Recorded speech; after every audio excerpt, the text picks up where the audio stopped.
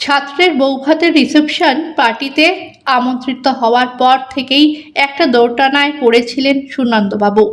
একদিকে যেমন প্রিয় ছাত্র ঋত্বিকের স্বনির্বন্ধ অনুরোধকে উপেক্ষা করতে পারছিলেন না, অন্যদিকে তেমনি উচ্চবিত্ত ও রীতিমতন আধুনিক একটা পরিবারের অনুষ্ঠানে অংশগ্রহণ করতে সংকোচ বোধ করছিলেন। উপহার হিসাবে একটা তাঁতের শাড়ি কিনে এনেছিলেন তার স্ত্রী চন্দনা বসু, কিন্তু তারপরও যখন আসবেন কি আসবেন না ভেবে উঠতে পারছিলেন না, ঠিক তখনই বেজে উঠেছিল তার মোবাইলের রিংটোনটা। ফোনটা করেছিল ঋত্বিক। ওর গলায় সেই আন্তরিকতার সুর।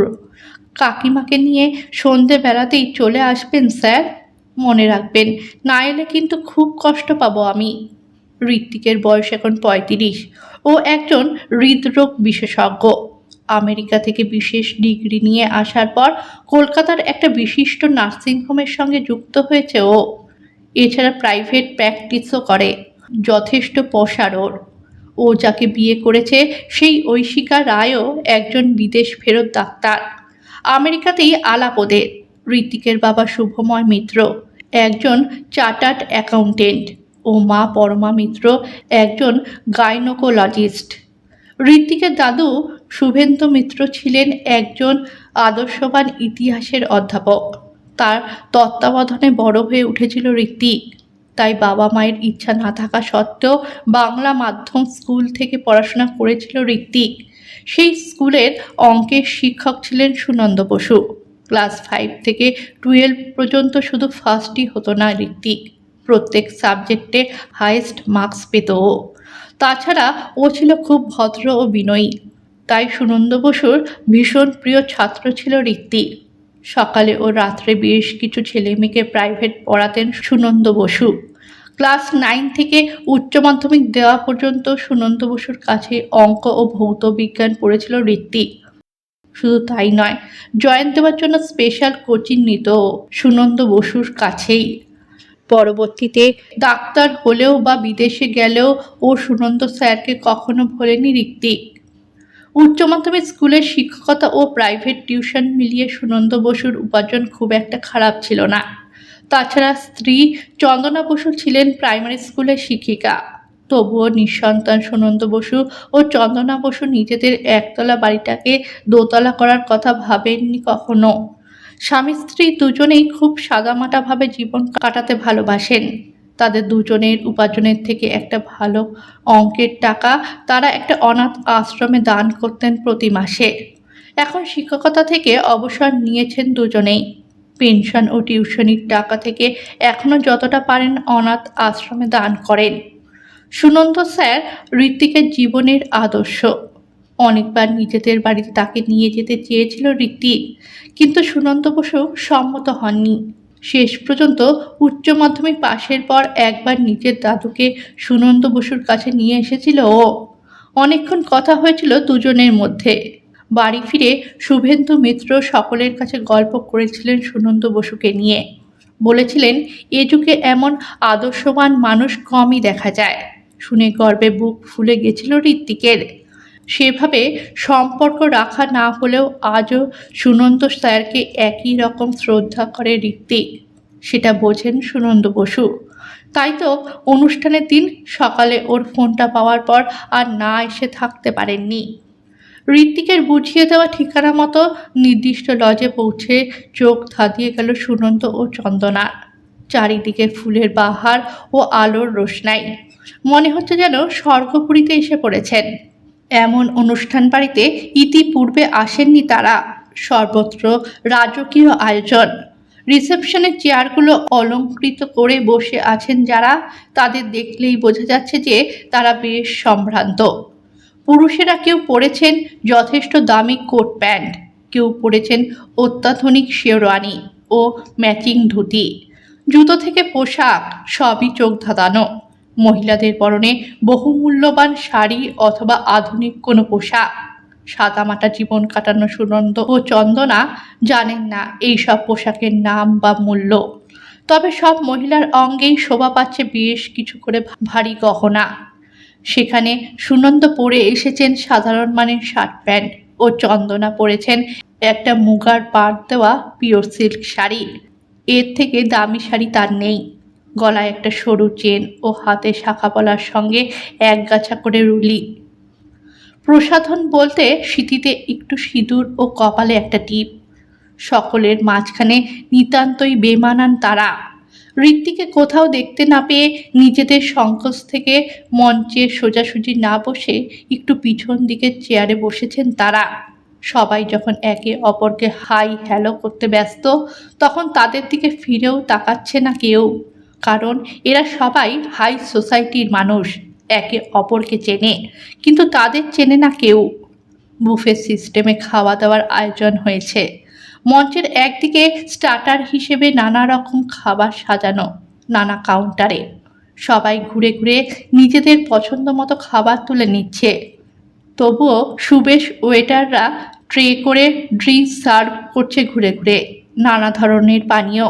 সুনন্দ জানেন এর মধ্যে যেমন সফট ড্রিঙ্কস আছে, তেমনই আছে হট ড্রিঙ্কস। সকলকে জিজ্ঞাসা করে করে ড্রিঙ্কস সার্ভ করছে তারা। সুনন্দ ও চন্দনার পোশাক আশাক দেখেই তাদের স্ট্যান্ডার্ড বুঝে ফেলেছে তারা, তাই একজন ড্রিঙ্কসের ট্রে নিয়ে চলে গেল। সম্ভবত তার কাছে হট ড্রিঙ্কস আছে। তৎক্ষণাৎ অন্য একজন এসে দাঁড়ালো ট্রে হাতে, বলল, কী দেবো আপনাদের? পাইন অ্যাপেল জুস, অরেঞ্জ না ম্যাঙ্গো? সুনন্দ ও চন্দনা আনারসের জুসই নিলেন। জুস খেয়ে ওয়েস্ট বক্সে গ্লাসগুলো ফেলে এসে চুপচাপ বসে রইলেন তারা। মাঝে মাঝে কানে আসছিল নানা ডাক, নাম ধরে কেউ কাউকেই ডাকছে না। সবাই সবাইকার পদবীর সঙ্গে মিস্টার অথবা মিসেস যোগ করে ডাকছেন। মিস্টার মিত্র ও মিসেস মিত্র ডাক দুটো কানে আসতেই ঘুরে তাকালেন সুনন্দ। দেখলেন ধূপ দুরস্ত পোশাকে দাঁড়িয়ে দুজন ভদ্রলোক ও ভদ্রমহিলা।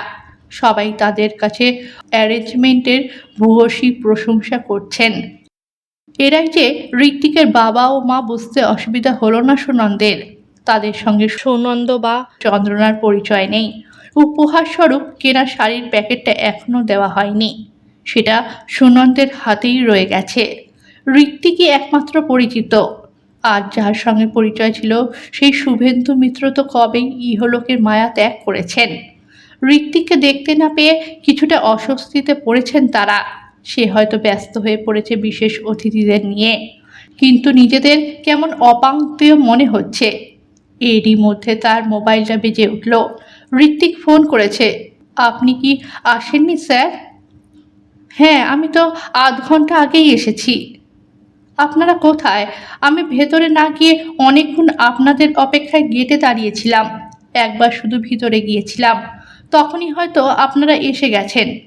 আপনাদের দেখতে না পেয়ে আমি হতাশ হয়েছিলাম। আমি এক্ষুনি যাচ্ছি।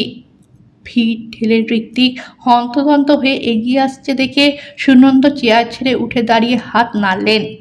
ঋত্বিক কাছে এসে তাদের দুজনকে প্রণাম করে উঠে দাঁড়িয়েই হাত ধরে নিয়ে এলেন বাবা মায়ের কাছে। সুনন্দ দেখলেন হাই সোসাইটির আর পাঁচজনের মতো বাবা মাকে ড্যাড ও মম বলে না ঋত্বিক, বাবা মা বলেই সম্বোধন করে।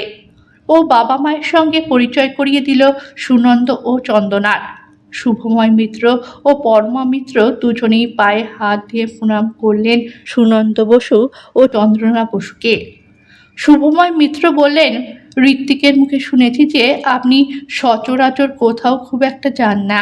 আমাদের এখানে যে এসেছেন সেটা দেখে খুব ভালো লাগছে। পরমা মিত্র বললেন, মাস্টারমশাই, আপনার সঙ্গে কারো পরিচয় নেই বলে আপনার অপেক্ষায় ঋত্বিক তো ভেতরে না এসে গেটেই দাঁড়িয়েছিল। একটু আগে এসে বলল, স্যার তাহলে এলেন না মা? ঋত্বিক বলল, হ্যাঁ মা, আমি যখন একবার ভেতরে এসেছিলাম 10 মিনিটের জন্য, তখনই ওনারা এসে গেছেন। এতক্ষণ একা একা বসেছিলেন ওনারা। পরমা মিত্র চন্দনা বসুর হাতটা ধরে বললেন, আসুন, ঋত্বিকের স্ত্রী ঐশিকার সঙ্গে আলাপ করিয়ে দিই আপনাদের।